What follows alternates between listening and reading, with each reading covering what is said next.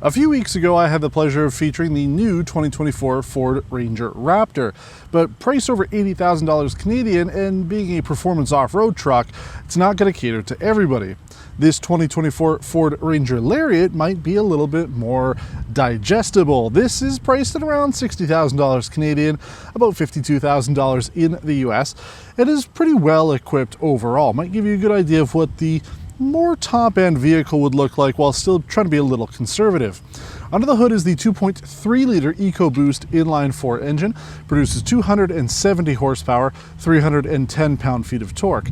Now you could upgrade to the 2.7-liter twin-turbo. That would give you 315 horsepower and 400 pound-feet of torque. It's not quite as much, obviously, as we saw in the Raptor, but this, weirdly enough, has the advanced towing package. So you've got all the towing equipment and everything on it, but it's got the smaller engine. So not quite sure what the idea was for configuring this one, but I have to say that you've got enough power to get most day-to-day stuff done.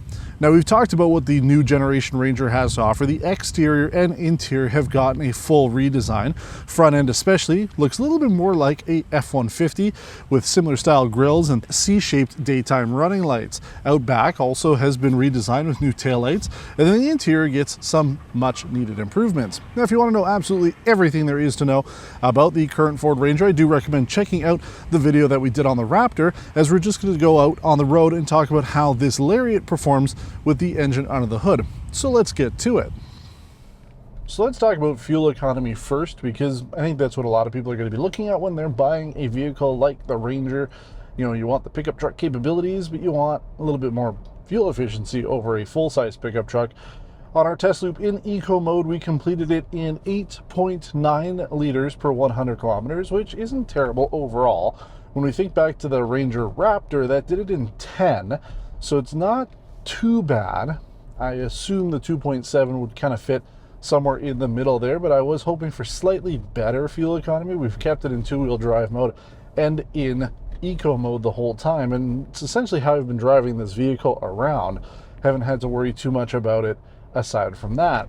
Overall, the ride is a little rougher. We do have the FX4 off-road package on here. It's not quite as hardcore of an off-road package as you get on the Raptor, but I do feel that the Raptor was much smoother on the road. I find some of these bumps here, and they're not very big. I'm just hitting, you know, your basic regular road bumps here, including things like sewer grates, and I just feel them a whole lot more in this. I always recommend skipping the FX4 package unless you absolutely need it. It's not going to do anything for your ride. The overall performance, though, has been pretty good. I'm actually surprised by the 2.3-liter engine. It's got a little bit more pep than I was expecting, so I don't think you would really need to upgrade to the 2.7 unless you were really doing a lot of hauling or towing. But for what this vehicle is able to do, it's not bad overall. Yeah, and even if you're needing to floor it to get it up to speed, it does a pretty decent job overall, so quite impressed by that. The interior road noise as well on this, it's adequate for a mid-sized truck. We do some noise isolation when it comes to our audio, so you're hearing it a little bit better than you would if you were in the vehicle with me. You can certainly have a conversation with your passengers, but you do notice a little bit more road noise than you would. And you know, when I'm looking for these vehicles, I look for telltale signs of what Ford uses for marketing. When it comes to their vehicles, there is no sound screen on this windshield, meaning that the acoustic lamination isn't there. That's why we're getting a little bit more road noise. Aside from that, though, seat comfort's okay. The Raptor was certainly better. I do find as a bigger guy, I don't quite sit into the seats quite as well, so I would have preferred to go with the Raptor seats. So, you know, already I'm looking at that as a truck, but, you know, they're decent enough, you know, supportive on the sides. You've got some adjustments for both. The interior space here is also what you would expect for a mid-sized truck. So the back seats, you know, you're going to be able to fit people back there, but depending on how big they are, they might have a little bit less legroom. For me, I can't sit behind my own driving profile, and that's the case when it comes to any mid-size pickup truck. Some of the main reasons why you're going to want to consider the 2024 Ford Ranger include the restyled vehicle. It looks quite nice. Interior with the larger portrait style sync infotainment system. It works. There is a little bit of lag to it. Would have been nice if the processing power was a little bit better. We do have wireless Apple CarPlay and Android Auto. You do have 360-degree cameras with this, which is a nice plus, and then just regular dual zone climate control, heated seats, heated steering wheel. Things that you don't get on this include a sunroof. Once again, we're in a cavern here, so you're getting a free POV look on this. And even though 60 grand is less than it was on the Ranger Raptor, I still feel that $60,000 for an almost fully loaded mid-size truck sounds like too much money. So prices have gone up. That's something that we've been discussing for quite some time here now on Test Drive.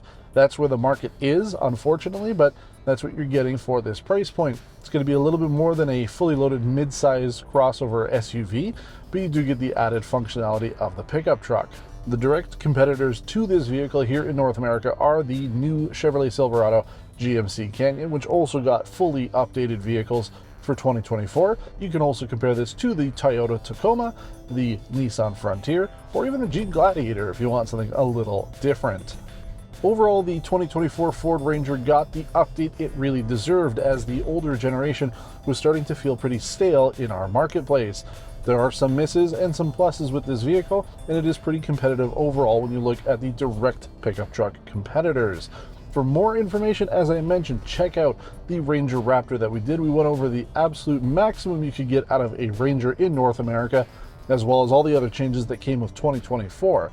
That video will be linked at the end in the end cards there. But as always, we do ask you to subscribe to our channel. Give it a thumbs up if you like this video. If you have any questions about the truck or anything else that we do, please leave a comment below, as we do get back to everybody.